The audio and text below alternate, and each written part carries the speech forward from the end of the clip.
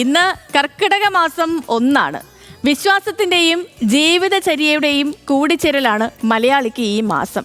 ഇനിയുള്ള 30 ദിവസം വീടുകളിലും ക്ഷേത്രങ്ങളിലുമൊക്കെ രാമായണ ശീലുകൾ ഉയരും. ആദ്യം ഒരു റിപ്പോർട്ട് കാണാം. ശ്രീരാമ രാമ രാമ ശ്രീരാമചന്ദ്ര ജയ ശ്രീരാമ രാമ രാമ ശ്രീരാമഭദ്ര ജയ ശ്രീരാമ രാമ രാമ. മിഥുന തെളിവ് കഴിഞ്ഞു. ഇനി കർക്കടക പെയ്ത്താണ്. രാമായണ ശീലുകൾക്കൊപ്പം ഒരു കർക്കടകം കൂടിയെത്തിയിരിക്കുന്നു.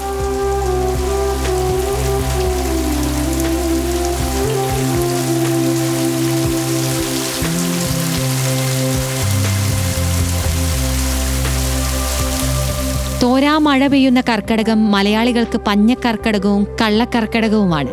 കർക്കടകത്തിന്റെ ക്ലേശത്തിനിടയിലും മനസ്സിനും ശരീരത്തിനും ആശ്വാസം പകരാനാണ് രാമായണ പാരായണമെന്ന് വിശ്വാസം. രാമകഥകൾ ചൊല്ലി കർക്കടക മാസത്തെ വിശ്വാസികൾ ആഘോഷമാക്കുകയാണ്. പാടിവന്ന പൈങ്കിളി പെണ്ണേ ശ്രീരാമചരിതം നീ ചൊല്ലിടുമടിയാതെ ശാരിക പൈതൽ താനും വന്ദിച്ചു വന്ദ്യന്മാരെ ശ്രീരാമ സ്മൃതിയോടെ. കർക്കടക സംക്രാന്തിക്ക് മുൻപ് വീടും പരിസരവും വൃത്തിയാക്കി കലിയെ അകറ്റി ശ്രീഭഗവതി അകത്ത് പ്രതിഷ്ഠിക്കണം. ചേട്ടയെ പുറത്താക്കി ശീപോതിയെ വീടിനകത്താക്കുന്നതോടെ കർക്കടകത്തിലെ പ്രധാന ചടങ്ങുകൾക്ക് തുടക്കമാകുന്നു.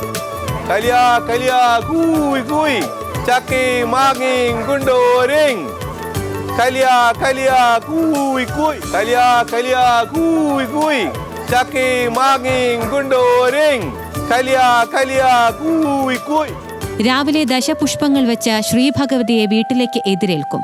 വിളക്കു കൊളുത്തി കിണ്ടിയിൽ വെള്ളവും തുളസിയും താലത്തിൽ ദശപുഷ്പങ്ങളും വാൽക്കണ്ണാടിയും രാമായണവും. തോരാമഴയ്ക്കൊപ്പം രാമായണത്തിന്റെ ഈരടികൾ നിറഞ്ഞ നാളുകളാണിനി. കർക്കിടക മാസത്തിൽ എല്ലാ ഔഷധത്തിനും വളരെ ശക്തി കൂടും. ഈ ശക്തി നമ്മുടെ മനസ്സിനും കിട്ടും. അപ്പോൾ മനസ്സിന് ആശ്വാസം നൽകാൻ ഉള്ള ഒരു ചികിത്സ രാമായണമായിട്ടും ബാക്കി ഭൗതിക തലത്തിൽ ഔഷധ സേവയായിട്ടും നമ്മൾ കരുതുന്നു. അടുത്ത 11 മാസങ്ങളിലേക്കുള്ള ആരോഗ്യ പരിചരണത്തിനും കർക്കടകത്തിലാണ് തുടക്കമാകുക.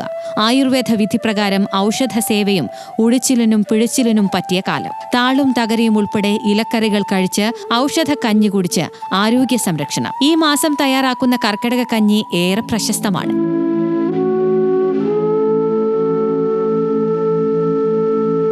മുക്കൂറ്റി, പൂവാങ്കുറുന്തില, കറുക, നിലപ്പന, കുറുന്തോട്ടി, തുളസി എന്നിങ്ങനെയുള്ള ഔഷധ സസ്യങ്ങൾ ചേർത്താണ് കർക്കടക കഞ്ഞി തയ്യാറാക്കുക.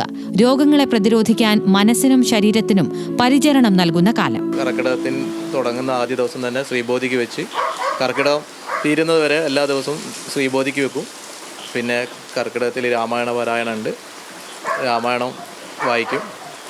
പിന്നീട് ഔഷധ കഞ്ഞി ഇവിടെ ചുറ്റും ഞങ്ങളെ പറമ്പിലും അല്ലുള്ള കുറേ ഇലകളൊക്കെ വെച്ചിട്ടും ആയുർവേദ വിധി പ്രകാരം തന്നെ ഔഷധ കഞ്ഞി ഉണ്ടാക്കും.